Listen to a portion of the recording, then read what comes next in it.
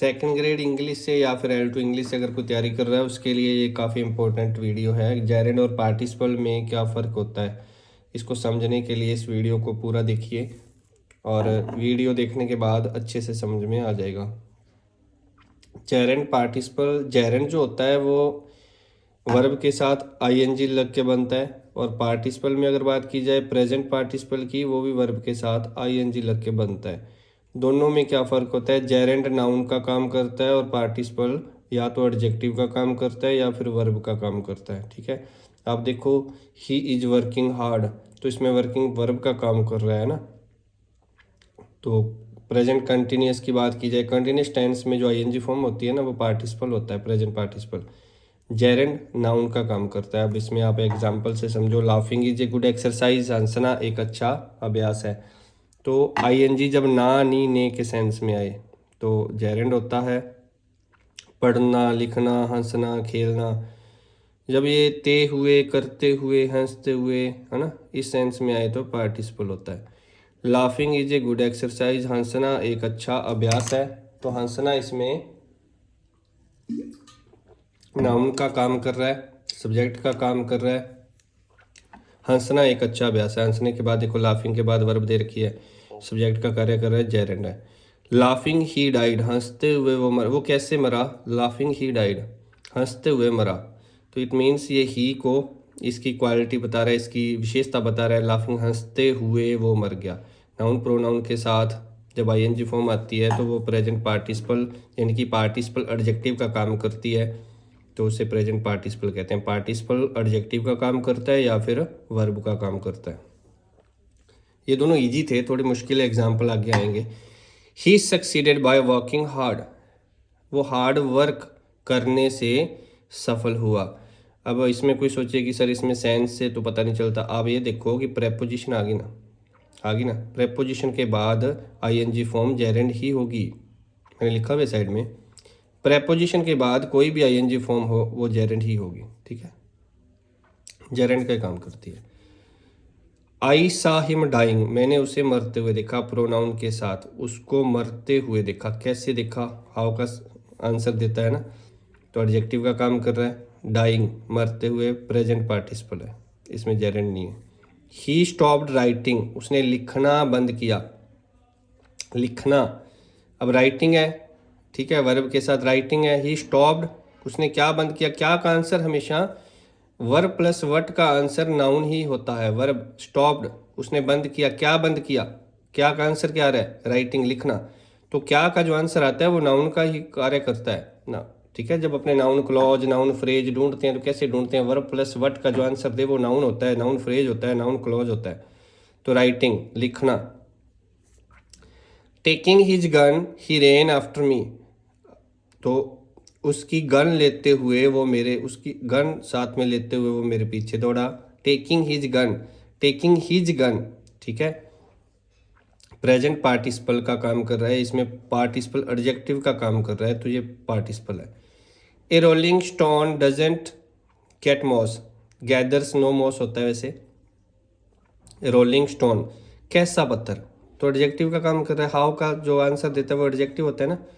कैसा पत्थर, घूमता हुआ। प्रेजेंट पार्टिसिपल का काम कर रहा है जो एडजेक्टिव, यहाँ पे पार्टिसिपल एडजेक्टिव का काम कर रहा है, और एडजेक्टिव और जो वर्ब का काम करे वो पार्टिसिपल होता है, जो नाउन का काम करे वो होता है जेरेंड। ए रोलिंग स्टोन, अब स्विमिंग पूल है, कोई इसको देख के कहे कि रोलिंग स्टोन जो होता है ये तो घूमता हुआ पत्थर हो गया। ठीक है, कोई कहे कि ये तो प्रेजेंट पार्टिसिपल है तो स्विमिंग पूल में स्विमिंग भी प्रेजेंट पार्टिसिपल है, नहीं, ये जेरेंड है। स्विमिंग पूल तैरता हुआ पूल नहीं होता। स्विमिंग पूल मतलब ए पूल फॉर स्विमिंग, स्विमिंग तैरता हुआ पूल होता है या पूल तैरने के लिए होता है, ए पूल फॉर स्विमिंग होता है। इसलिए अब इसमें प्रेपोजिशन आ गई ना, स्विमिंग। अब आप देखो इस पूल की विशेषता है क्या स्विमिंग, स्विमिंग तो कोई और कर रहा है पूल में। ठीक है, तो स्विमिंग यहाँ पे जेरेंड है। इसको और इसको एग्जाम्पल को दोनों को ध्यान से देखो। रोलिंग स्टोन में तो रोलिंग तो है प्रेजेंट पार्टिसिपल, लेकिन स्विमिंग पूल में स्विमिंग जेरेंड है, क्योंकि यहाँ पे जेरेंड का काम कर रहा है। इसको आप इस तरीके से पढ़ोगे, ए पूल फॉर स्विमिंग। वैसे ही होता है फ्राइंग पैन, तो फ्राई होती हुई पैन थोड़ी होती है, पैन फ्राई करने के लिए होती है, चाहे आप बेकिंग पैन कह सकते हो, रोस्टिंग पैन कह सकते हो। तो रोस्टिंग, बेकिंग, फ्राइंग, ये जेरेंड है, जेरेंड का काम कर रहे हैं। आप इसको इस तरीके से पढ़ोगे, फ्राइंग पैन को आप पढ़ोगे पैन फॉर फ्राइंग। अब देखो प्रेपोजिशन के बाद जेरेंड का काम कर रहा है, इसमें फ्राइंग पैन में फ्राइंग जेरेंड है, पार्टिसिपल नहीं है। लग ऐसे रहा है कि नाउन के साथ आ गया, इसकी विशेषता बता रहा है ना। स्विमिंग पूल, पूल की विशेषता थोड़ी है, पूल में तैरता हुआ पूल थोड़ी है, पूल तैरने के लिए है, के लिए मतलब फॉर स्विमिंग है प्रेपोजिशन, इसलिए जेरेंड का काम करते हैं। इन दोनों को, तीनों को ध्यान से देखो आप। रोलिंग स्टोन में रोलिंग तो है प्रेजेंट पार्टिसिपल, स्विमिंग पूल में स्विमिंग है जेरेंड, क्योंकि pool for swimming. Frying pan में जो पैन होती है, वो जो कढ़ाई कह सकते हो आप, किसके लिए होती है, वो कोई चीज़ फ्राई करते हैं उसके लिए होती है, ठीक है। आई सा ए बर्निंग ट्रेन, मैंने जलती हुई ट्रेन को देखा। अब बर्निंग ट्रेन, ट्रेन कैसी है, बर्निंग, इसमें प्रेजेंट पार्टिसिपल है, एडजेक्टिव का काम कर रहा है।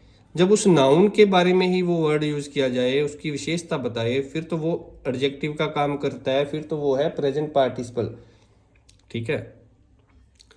He bought some unsolved paper, अब मैंने इसको यहाँ पे इसलिए ये एग्जाम्पल दिया कि he bought some unsolved paper, जो पार्टिसिपल है, चाहे वो पास्ट पार्टिसिपल हो, चाहे परफेक्ट पार्टिसिपल हो, चाहे प्रेजेंट पार्टिसिपल हो, जब वर्ब का काम करते हैं तो पता चल जाता है। कई बार ये एडजेक्टिव का काम भी करते हैं। जब एडजेक्टिव का काम करते हैं ना, तो ये पार्टिसिपल एडजेक्टिव होते हैं। अगर पार्टिसिपल एडजेक्टिव का कार्य करे और फिर नाउन आ जाए तो इन्हें पार्टिसिपल एडजेक्टिव कहते हैं। देखो पेपर के साथ पार्टिसिपल आया, अनसॉल्व्ड, अब अनसॉल्व्ड पेपर्स। अब एक छोटी सी चीज़ इसमें और देखिए, आई वांट टू टीच।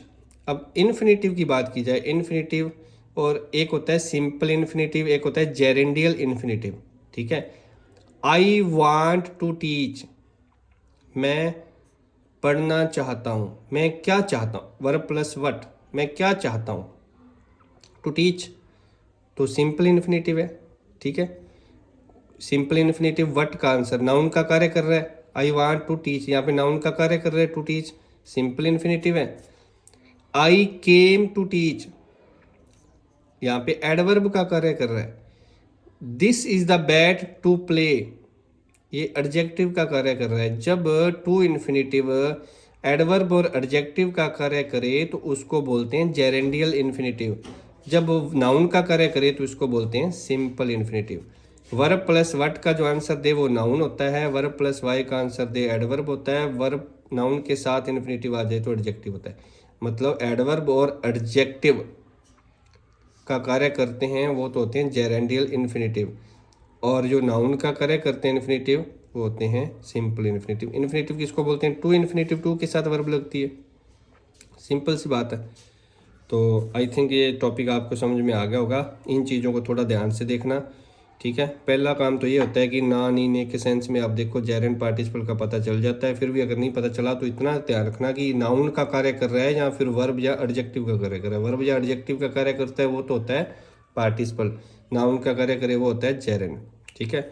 अब इसमें और इसमें क्या फ़र्क था वो आपने देख लिया होगा। रोलिंग स्टोन पत्थर की विशेषता है, घूमता हुआ पत्थर, लेकिन इसमें तैरता हुआ पूल नहीं है। पूल तैरने के लिए है, तैरता हुआ, तैर तो कोई और रहा है, स्विमिंग कोई और कर रहा है। स्विमिंग पूल, वो पूल फॉर स्विमिंग है, pool for swimming. Frying pan में फ्राई होती हुई पैन नहीं है, पैन फॉर फ्राइंग है, इसलिए जेरेंड है ये दोनों। लेकिन इसमें रोलिंग स्टोन में रोलिंग क्या है, एडजेक्टिव है।